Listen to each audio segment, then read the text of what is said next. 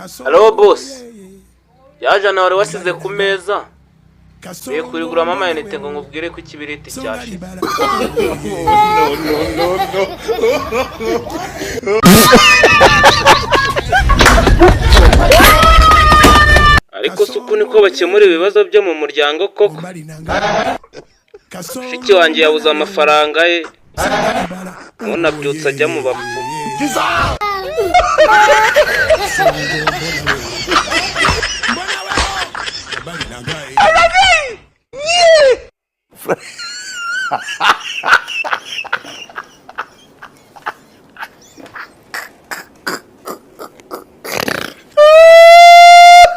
Ntago abantu bashaka gusenga, ushaka kureba televiziyo, kujya kuri Twitter, TikTok murayizi, rwarubuga nkoranyambaga rubana n'uburwayi bwo mu mutwe.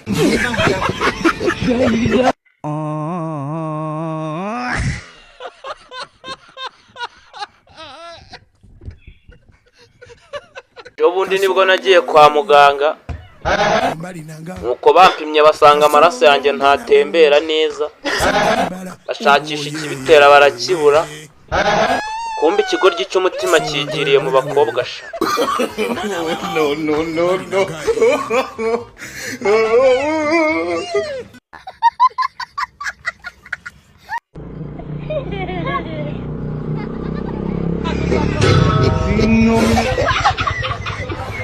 No. Ejo bundi nibwo nari mfite miliyoni 15. Ndavuga ngo nanjye ngomba kugura akamodoka byanga byakunda nkajya ngendamo nk'abandi bakire bose.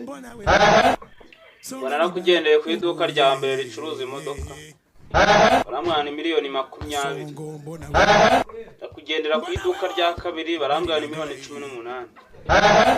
Iduka rya gatatu barangana miliyoni 25. Ndareba mbona bari kumenda.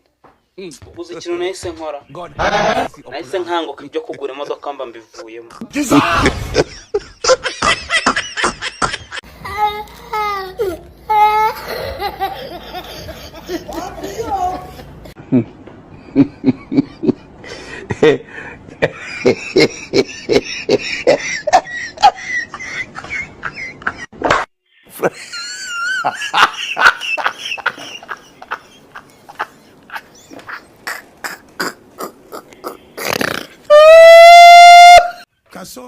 Ejo nibwo nari ndi mu bukwe ndi kwiganirira n'icyana kiza ibintu byacitse. Nuko njya kubona mama araje arambwira ngo fata ishashi nziza ushyiremo bino biryo nibyo turi buze kurarira. Ngo nyine abarandaburije. God have mercy upon us.